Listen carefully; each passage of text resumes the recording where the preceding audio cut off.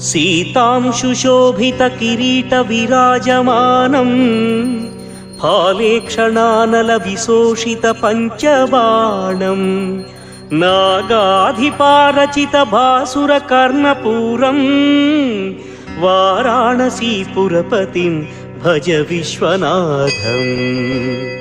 पञ्चाननं दुरितमत्तमतङ्गजानां नागान्तकं दनुजपुङ्गवपन्नगानां दावानलं मरणशोकजराटवीनां वाराणसीपुरपतिं भज विश्वनाथम्।